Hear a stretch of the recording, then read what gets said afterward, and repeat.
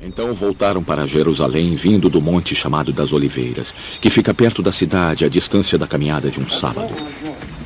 Quando chegaram, subiram ao aposento onde estavam hospedados. Achavam-se presentes Pedro, João, Tiago e André, Filipe, Tomé, Bartolomeu e Mateus, Tiago, filho de Alfeu, Simão, o Zelote e Judas, filho de Tiago. Todos eles se reuniam constantemente em oração com as mulheres, Maria, a mãe de Jesus, e com os irmãos dele.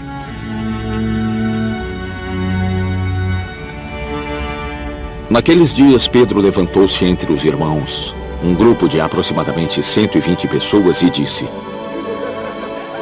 Era necessário que se cumprisse a Escritura, que o Espírito Santo predisse pela boca de Davi a respeito de Judas, que serviu de guia aos que prenderam Jesus. Foi tido como um dos nossos e teve participação nesse ministério. Com a recompensa que recebeu pela sua iniquidade, Judas comprou um campo. Ali caiu de cabeça, seu corpo partiu-se ao meio e todas as suas vísceras se derramaram. Todos em Jerusalém ficaram sabendo disso, de modo que na língua deles, esse campo passou a chamar-se Aceldama, isto é, campo de sangue. Prosseguiu Pedro: Porque está escrito no livro de Salmos: Fique deserto o seu lugar, e não haja ninguém que nele habite, que um outro ocupe o seu lugar. Portanto, é necessário que escolhamos um dos homens que estiveram conosco durante todo o tempo em que o Senhor Jesus viveu entre nós. Desde o batismo de João até o dia em que Jesus foi elevado dentre nós às alturas. É preciso que um deles seja conosco, testemunha de sua ressurreição. Então indicaram 2 nomes: José, chamado Barsabás, também conhecido como Justo, e Matias.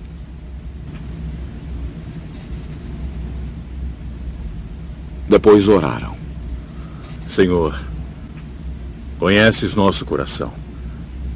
Mostra-nos qual destes homens escolheu para assumir o ministério apostólico que Judas abandonou, indo para o lugar que lhe era devido.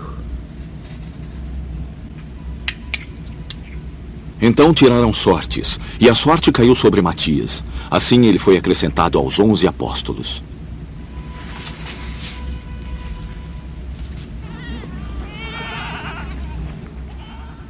Chegando o dia de Pentecoste, estavam todos reunidos num só lugar.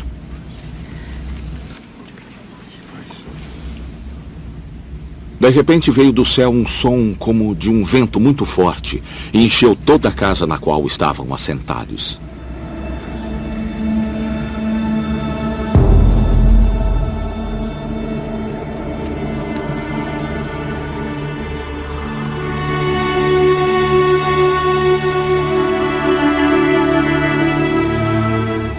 E viram o que parecia línguas de fogo que se separaram e pousaram sobre cada um deles.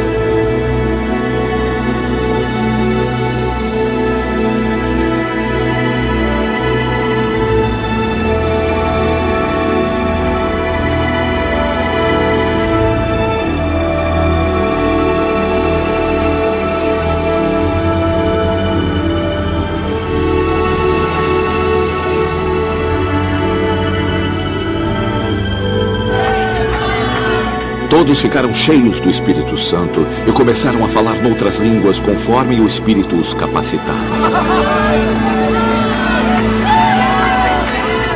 Havia em Jerusalém judeus, homens tementes a Deus, vindos de todas as nações do mundo. Ouvindo-se este som, ajuntou-se uma multidão que ficou perplexa, pois cada um os ouvia falar em sua própria língua. Atônitos e maravilhados, eles perguntavam: acaso não são galileus estes homens que estão falando? Então, como os ouvimos, cada um de nós, em nossa própria língua materna? Partos, medos e elamitas, habitantes da Mesopotâmia, Judeia e Capadócia, Ponto e Ásia, Frígia e Panfilha, Egito e das partes da Líbia próximas a Cirene, visitantes vindos de Roma, tanto judeus como os convertidos ao judaísmo, cretenses e árabes. Nós os ouvimos declarar as maravilhas de Deus em nossa própria língua. Atônitos e perplexos, todos perguntavam uns aos outros: que significa isto? Alguns, todavia, zombavam deles e diziam: eu acho que eles beberam vinho demais.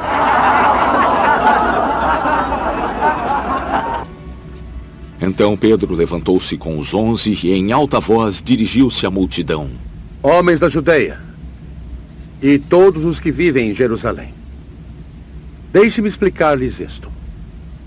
Ouçam com atenção o que lhes direi. Estes homens não estão bêbados, como vocês supõem. Esta é ainda a terceira hora do dia.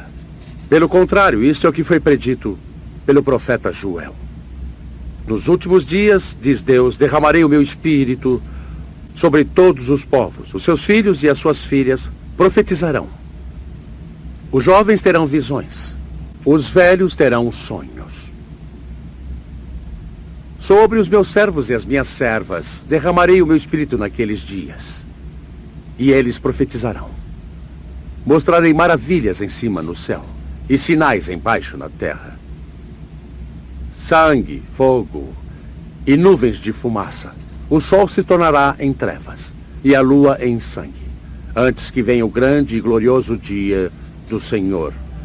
E todo aquele que invocar o nome do Senhor será salvo. Israelitas, ouçam estas palavras. Jesus de Nazaré foi aprovado por Deus diante de vocês por meio de milagres, maravilhas e sinais que Deus fez entre vocês por intermédio dele, como vocês mesmos sabem. Este homem lhes foi entregue por propósito determinado e pré-conhecimento de Deus. E vocês, com a ajuda de homens perversos, o mataram pregando-o na cruz. Mas Deus o ressuscitou dos mortos, rompendo os laços da morte, porque era impossível que a morte o retivesse. A respeito dele, disse Davi: eu sempre vi o Senhor diante de mim, porque ele está à minha direita, não serei abalado. Por isso meu coração está alegre e a minha língua se regozija. Meu corpo também permanecerá em esperança, porque tu não me abandonarás no sepulcro, e nem permitirás que o teu santo sofra decomposição. Tu me fizestes conhecer os caminhos da vida, e me encherás de alegria na tua presença. Irmãos, posso dizer-lhes que o patriarca Davi morreu e foi sepultado. e o seu túmulo está entre nós até o dia de hoje. Mas ele era profeta e sabia que Deus lhe havia prometido sob juramento que colocaria um dos seus descendentes em seu trono. Prevendo isto, falou da ressurreição do Cristo, que não foi abandonado no sepulcro e cujo corpo não sofreu decomposição. Deus ressuscitou este Jesus e todos nós somos testemunhas desse fato. Exaltado à direita de Deus, ele recebeu do Pai o Espírito Santo prometido e derramou o que vocês agora veem e ouvem. Pois Davi não subiu ao céu, mas ele mesmo declarou: o Senhor disse ao meu Senhor, assenta-te à minha direita até que eu ponha os teus inimigos como estrado para os teus pés. Portanto, que todo Israel fique certo disto. Este Jesus a quem vocês crucificaram, Deus o fez Senhor e Cristo. Quando ouviram isto, os seus corações ficaram aflitos e eles perguntaram a Pedro e aos outros apóstolos: Meus irmãos, o que faremos? Pedro respondeu: Arrependam-se e que cada um seja batizado em nome de Jesus Cristo para perdão dos seus pecados.